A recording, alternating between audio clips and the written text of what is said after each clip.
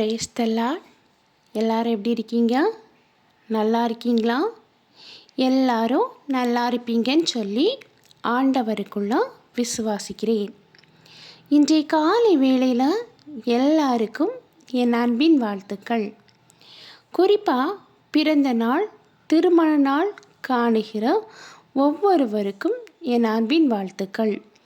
இன்னைக்கு சிந்தித்து தியானிப்பதற்காக எடுத்துக்கொள்ளப்பட்ட வேத வார்த்தை, இந்த ஒரு ஜெபம் போதும் நீங்கள் பயப்படும் காரியத்தில் அற்புதம் நடக்க.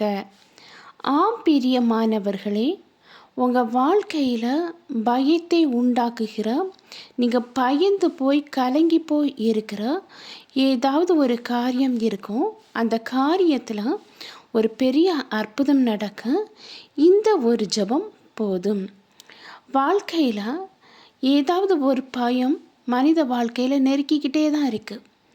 அந்த பயத்தை நினச்சி ராத்திரி வேளையில் தூங்காமல் அதுக்காக அழுது கலங்கி போயிருப்போம்.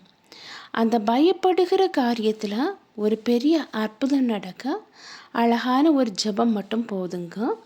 இப்போது நம்ம பைபிளில் ஏசாயா 64வது அதிகாரம் 3ஆம் வசனத்தை எடுத்து நம்ம படிக்கும்போது, நீங்கள் பயப்படும் காரியம் அற்புதத்தில் முடியும்.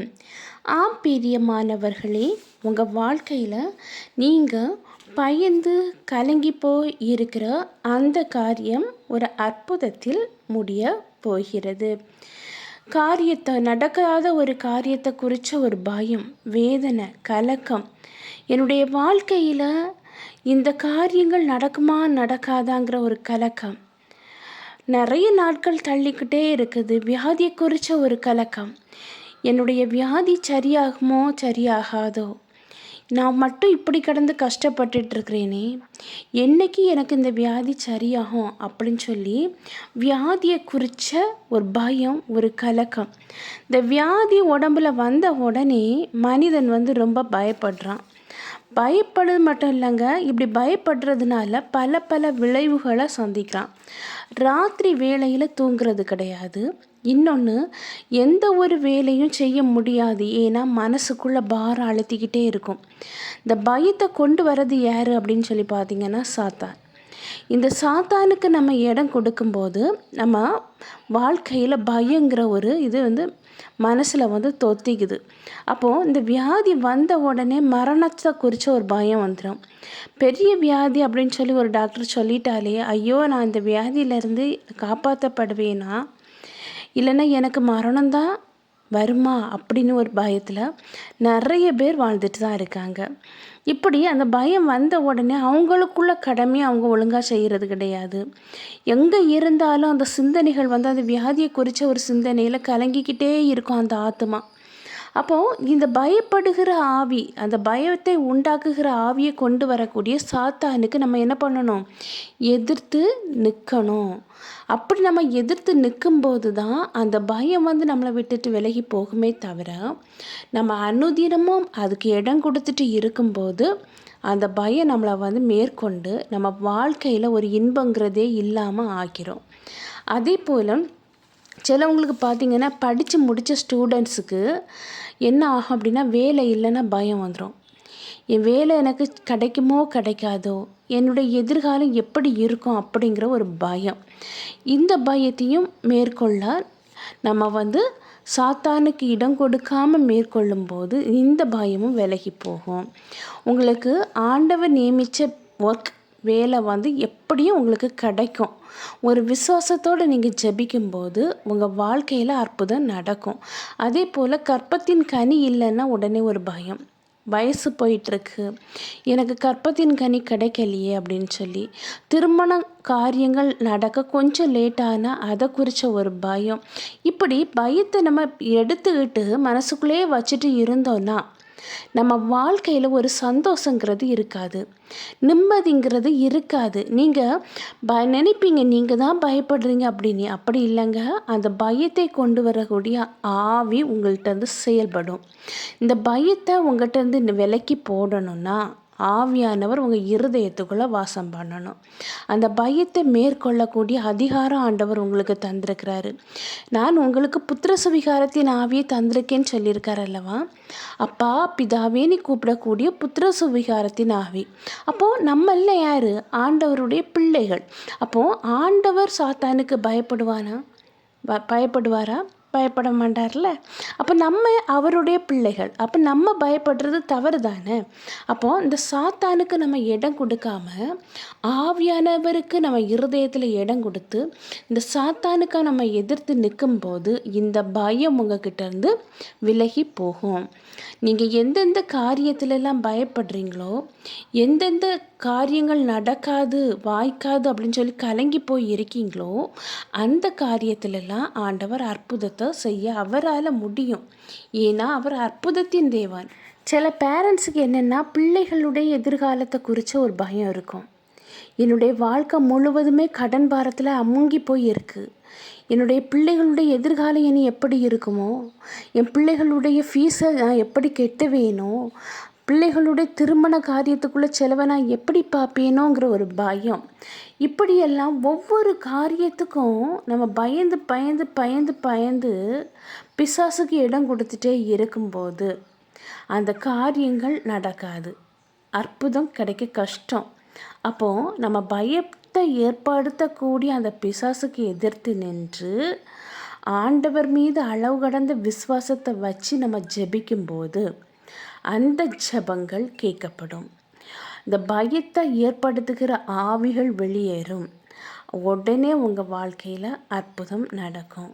ஏன்னா நீங்கள் விசுவாசத்தோடு கேட்குறீங்க. விசுவாசத்தோடு எதை கேட்டு நான் உங்களுக்கு தருவேன்னு சொன்ன ஆவியானவர் கண்டிப்பாக உங்கள் விசுவாசத்தை பொறுத்து உங்கள் வாழ்க்கையில் நீங்கள் பயப்பட்டுட்டு இருக்கிற காரியத்தில் ஒரு பெரிய அற்புதத்தை அவரால் செய்ய முடியும். கண்டிப்பாக செய்வார்.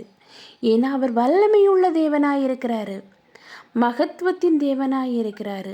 இந்த வானத்தையும் பூமியும் படைச்சி அகில உலகத்தை சிருஷ்டிச்சு அகில உயிரினங்களை சிருஷ்டிச்சு அதுக்கு அவருடைய ஜீவசுவாசத்தை கொடுத்து உயிர் என்னும் ஜீவனை கொடுத்துருக்கிறார் அல்லவா?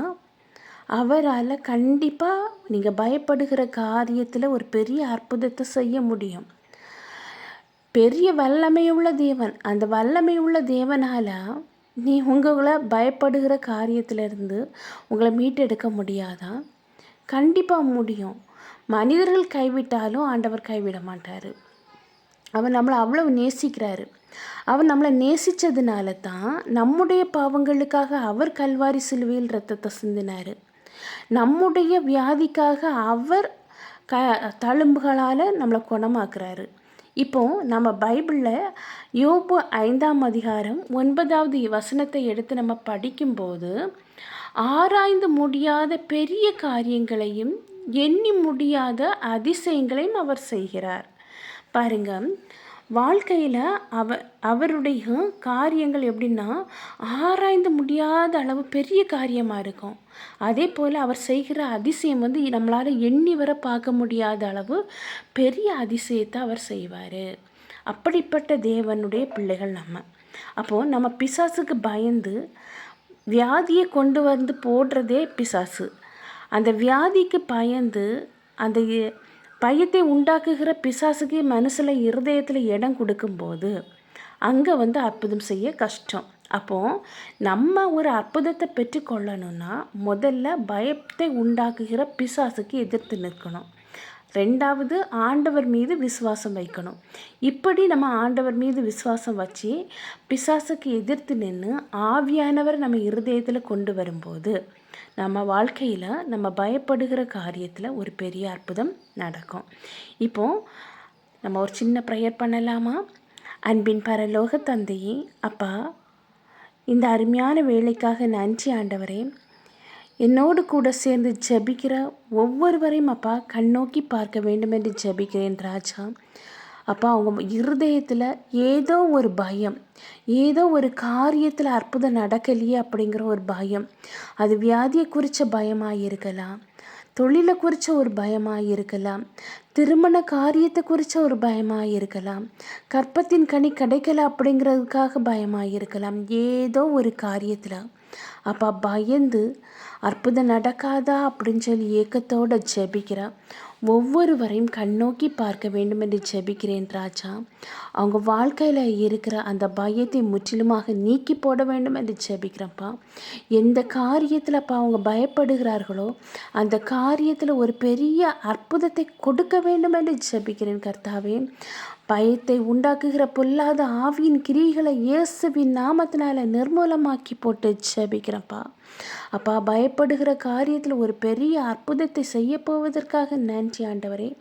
அதிசயம் செய்வதற்காக நன்றி. ஒவ்வொருவரையும் அப்பா தாழ்த்தி உம்முடைய கரத்தில் ஒப்படைக்கிறேன். நீங்கள் பொறுப்படுத்தி வழி நடத்தி செல்லுங்க. மீட்பர் இயேசுவின் மூலம் ஜெபங்கேளும் அன்பு நிறைந்த பரம தந்தையே, ஆமீன் ஆமீன்.